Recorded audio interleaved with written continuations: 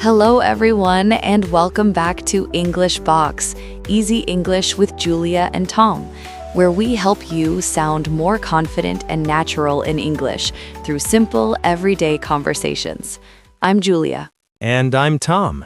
Thanks so much for spending a few minutes of your day with us. First, we want to say thank you to all our amazing listeners. If you're listening right now, it means you're choosing to improve your English, and we truly appreciate that. Yes, learning a language isn't always easy.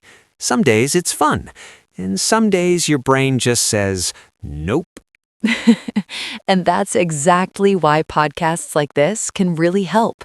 You hear natural English, real rhythm, and everyday expressions, even when you're busy or tired. We speak slowly and clearly so you can listen and practice anywhere, while making breakfast, commuting to work, walking, doing housework, relaxing at home, or even before bed. Today, we're continuing our Idioms series, and this episode focuses on idioms you hear at work. These are very common phrases native speakers use in meetings, emails, and daily conversations with coworkers.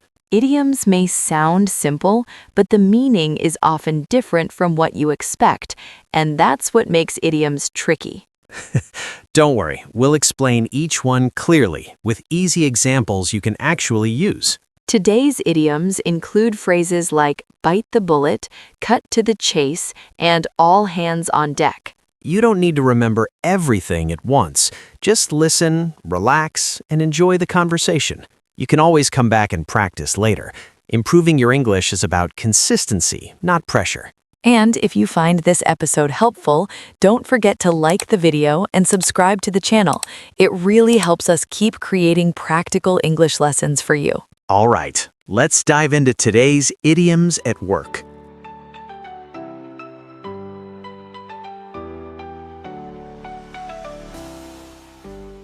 All right, let's move on to our first idiom, bite the bullet. Oof, this one sounds painful. It does, but don't worry, no real biting and no bullets. So, bite the bullet means to do something difficult, unpleasant, but necessary. It's usually something you don't want to do, but you know you have to do it. For example, imagine a company needs to save money. No one likes this part.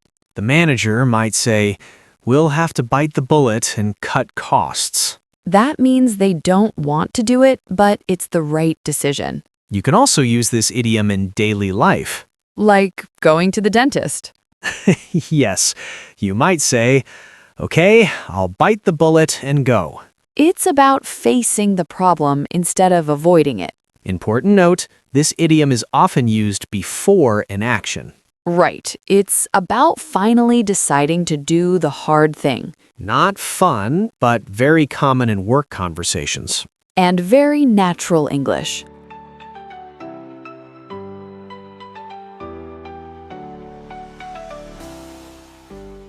All right, let's move on to our second idiom, cut to the chase.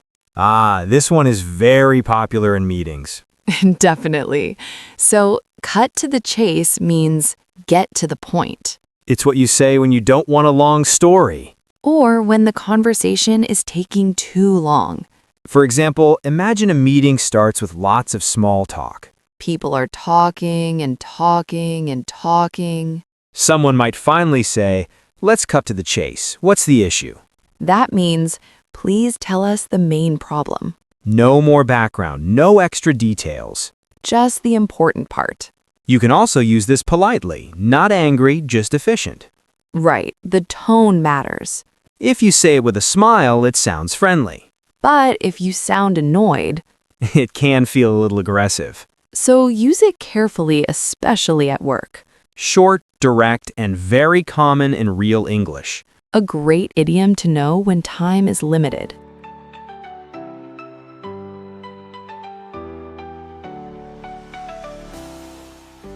Let's move on to our next idiom, game changer. I hear this one a lot at work. Me too. A game changer is something that completely changes the situation. Usually in a positive way. Right. It's not a small improvement, it's a big difference. For example, imagine your team finds a new tool that saves hours of work. Someone might say, this tool could be a game changer for the team. That means work will be easier, faster, or better. You'll often hear this in meetings or presentations. Sometimes people even use it a little too much. Yes, suddenly everything is a game changer. But when something truly changes how you work or think, This idiom fits perfectly simple words, strong meaning. and very common in modern workplace English.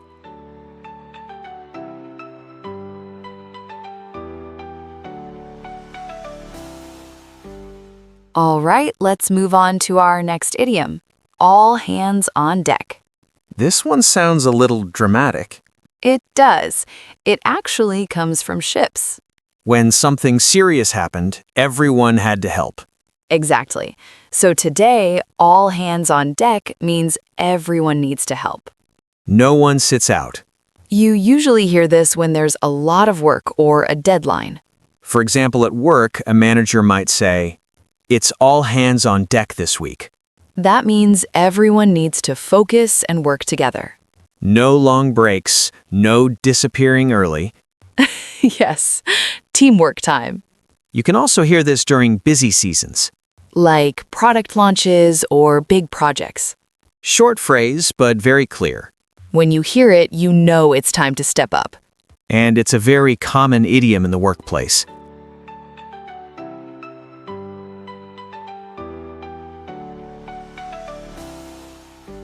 All right, let's move on to our next idiom, low-hanging fruit.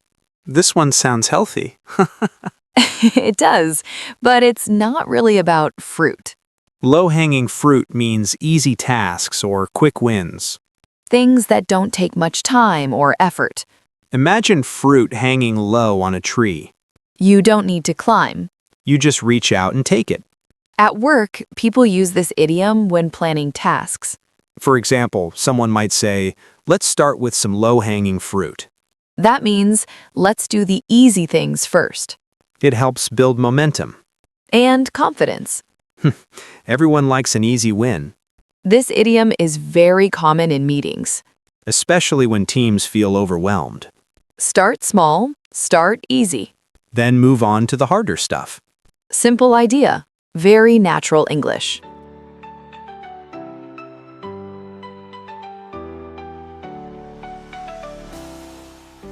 Let's move on to our next idiom, on board. This one sounds like a boat. Yes, but you don't need a life jacket.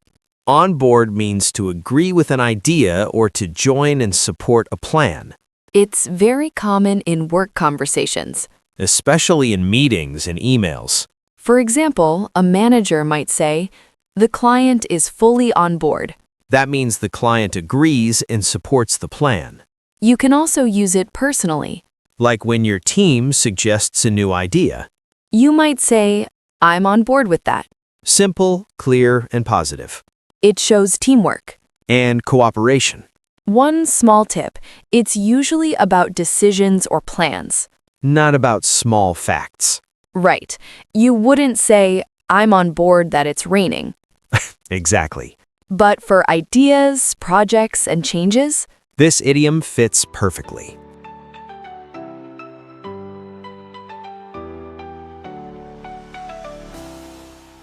all right, let's move on to our next idiom, bring to the table. Are we talking about food? Not this time. Bring to the table means to contribute ideas, skills, or experience, It's often used when talking about someone's value at work.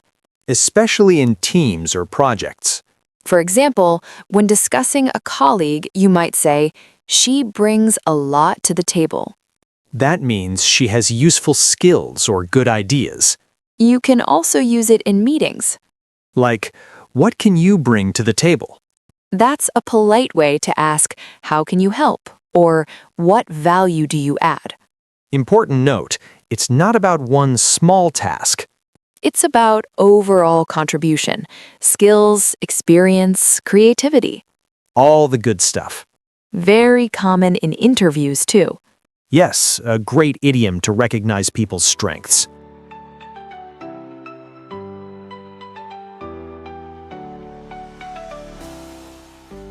All right, let's move on to our next idiom. Buy some time. I like this one, and no money is involved. Exactly. Buy some time means to delay something so you have more time to prepare or think. It's very common at work, especially when you're not ready yet. For example, imagine your team needs more time to finish a project. Someone might say, "This update will buy us some time." That means the update helps delay the deadline. You can also use it in conversations. Like when someone asks you a difficult question. You might say, "Let me check the details. I just want to buy some time." That sounds polite and natural. Much better than saying, "I have no idea." It shows you're thinking, not avoiding.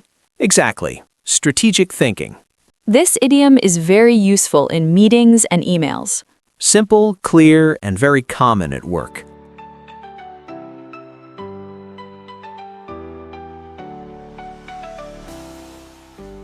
All right, let's move on to our next idiom, in the loop.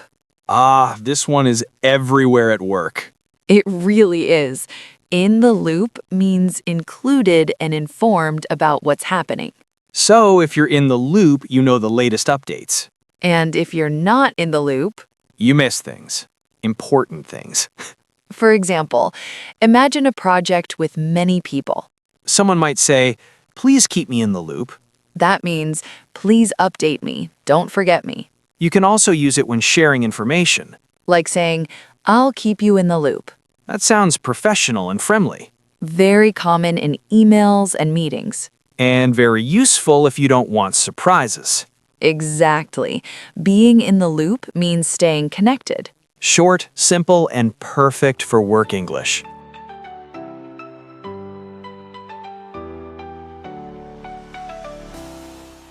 All right, and now we're at our final idiom for today, step up.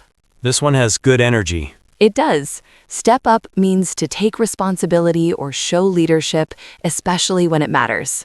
It's often used in difficult situations. Like when something goes wrong at work.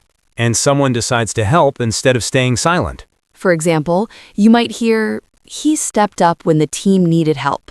That means he took action and supported everyone. You can also use it as encouragement. Like telling a colleague, it's time to step up. Not in a rude way, more like, we believe in you. Exactly. It's about doing more, not complaining. Very common in meetings and team conversations. And a great idiom to end our list today. Because good teamwork always needs people who step up.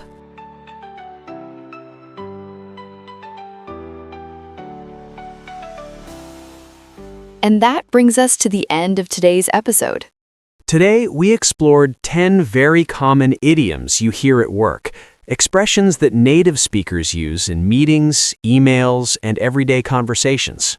We talked about phrases like bite the bullet, cut to the chase, low-hanging fruit, and step up. These idioms help you sound more natural, not more complicated. Exactly. English at work doesn't need big words. It needs clear ideas and the right expressions. And remember, speaking well doesn't mean speaking perfectly. If you understand a phrase and use it in the right moment, that's already great English. Before we finish, let's do a quick review together. Think about one idiom from today that you liked or remember. Maybe something like, "I have a lot on my plate this week," or "Let's cut to the chase." Try saying it out loud, even just once. Small practice like this really adds up over time. And if you're listening while cooking, walking, or relaxing, that still counts as learning. That's why podcasts are so powerful. You hear real English again and again in a natural way. And we want to say thank you. Yes, thank you for choosing to spend your time improving your English with us. If this episode helped you, please like it and subscribe to the channel. It really helps us keep creating practical, friendly English lessons for you. And don't forget to leave a comment below. Tell us, which idiom from today do you want to try using at work? Keep it simple. One short sentence is perfect. Thank you for listening. Be patient with yourself, trust your progress, and keep going, one small step at a time. We'll see you in the next episode. See you next time.